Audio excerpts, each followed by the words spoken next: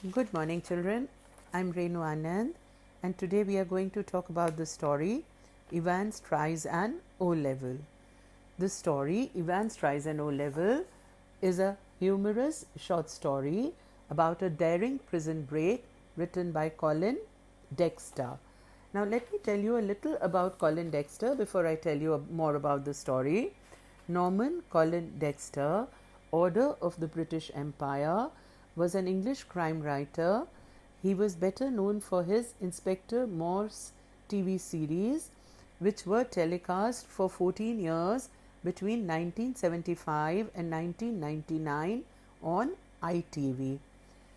Norman Dexter received several Crime Writers Association awards, namely 2 Silver Daggers for Service of All the Dead in 1979 and The Dead of Jericho in 1981.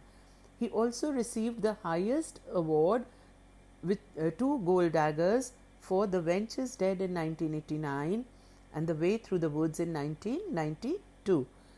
In 1997, he was awarded the Cartier Diamond Dagger for Lifetime Achievement. For his short story, Evans Tries an O Level, Colin Dexter was awarded the Macavity Award in 1996.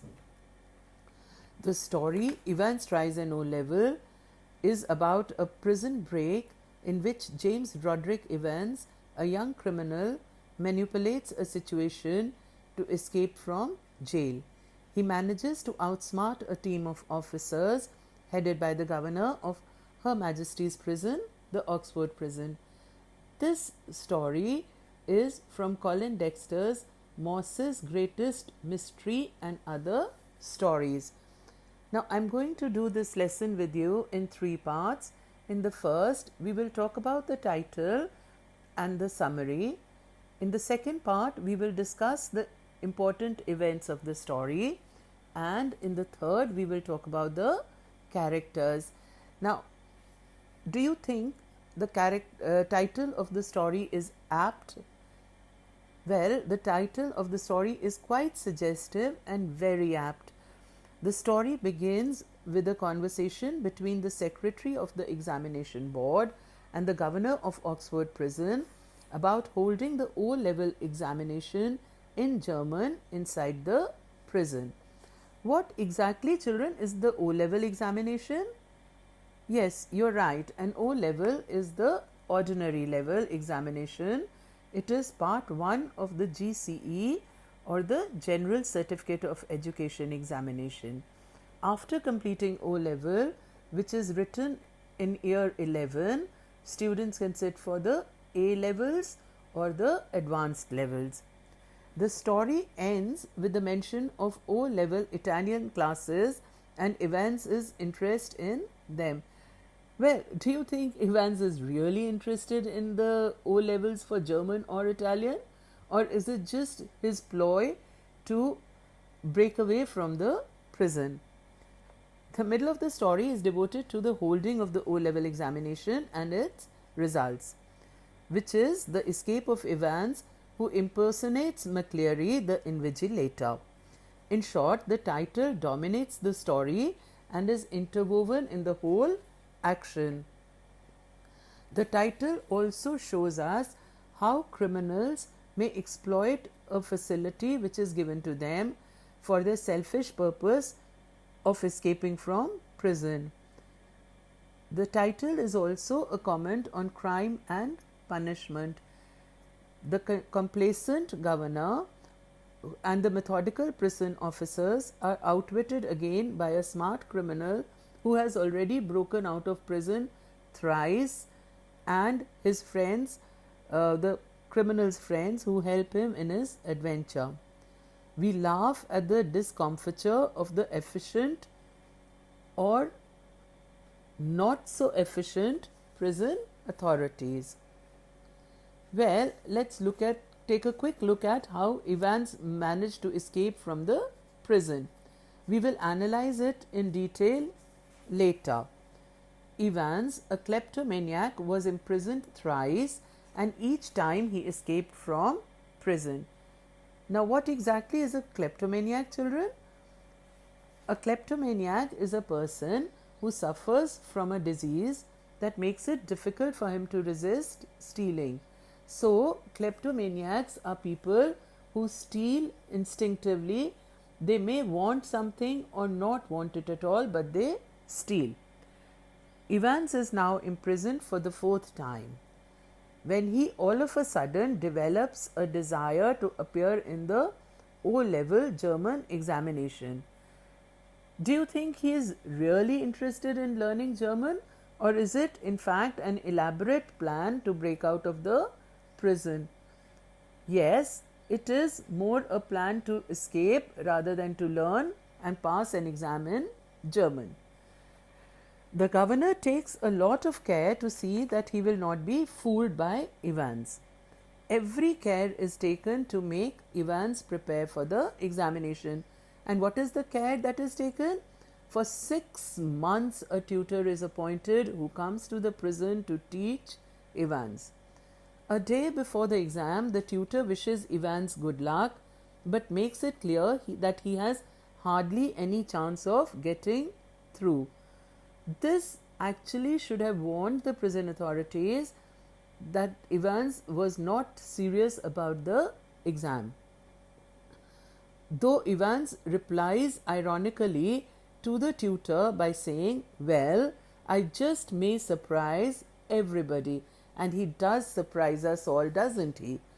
The prison authority arranges for his test to be conducted in his cell and increases security there. On the day of the examination, the 2 prison officials, what are their names? Jackson and Stevens, right. Jackson and Stevens visit Evans's cell and they take away everything with which he could injure himself. They also want to take away Evans's hat, but he refuses to part with it, saying that it is a lucky charm. What is a lucky charm, children? A lucky charm is some small bit of clothing or a pen or something which you feel will bring you good luck. Do you have a lucky charm with you, carry with you for the exams? Well, Evans's lucky charm, he says, is his hat. Evans's cell is bugged so that the governor can listen to any conversation taking place in the cell. The invigilator is Reverend S. McCleary, who actually is not the Reverend but an impersonator, and he in reality is Evans's man. He is searched quite thoroughly before being let into the cell so that he does not carry any material which could help Evans either in his examination or to escape. Stevens, one of the police officers who sits outside the cell, peeps into it every now and then to see what is happening. Of course, the exam goes on quite smoothly.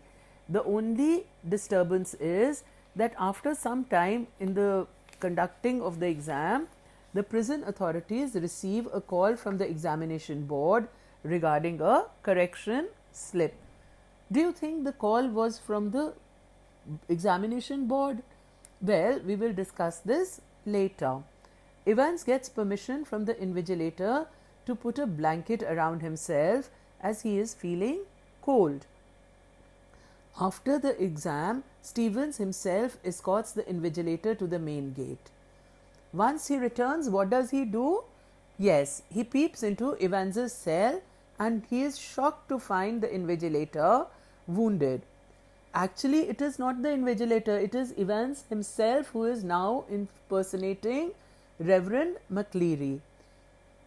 Stevens is shocked and he informs the governor at once. The wounded invigilator, who is actually not McCleary but Evans, tells the prison authorities that Evans has gone towards Elsfield. He has learnt this through a photocopied sheet pasted at the last blank page of the question paper. McCleary, or rather we should say Evans, accompanies the police party to help them find the escaped culprit. The detective superintendent informs the governor about Evans being near Elsfield Way towards Headington roundabout. But he also adds that Evans cannot be traced. He informs the governor that the wounded invigilator has been sent to Redcliffe's hospital. Now, when the prison authorities check at Redcliffe's hospital for the wounded invigilator, what do they find out? Oh yes, the hospital informs them that there is no patient there by that name and no one knows anything about him. When the invigilator is not found in the hospital, the police go to the residence of Reverend S. McCleary. And what do they find over there, children? Exactly. They find that the real Reverend S. McCleary is lying bound and gagged in his study in Broad Street. He has been there since 8:15 a.m. and he has not been out at all in the prison. Now everything is quite clear to the governor. Evans has escaped for the fourth time.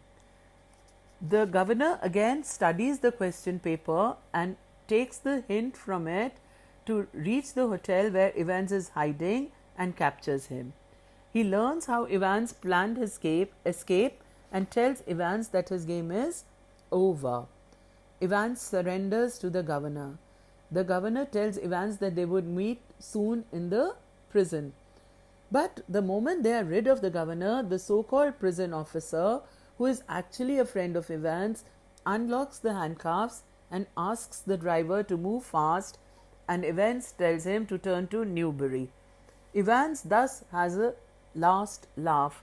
Now children, one of the things we learn from this is that Evans is a person who has a lot many friends and all his friends are always ready to help him. Now let us discuss the events of the story in great detail.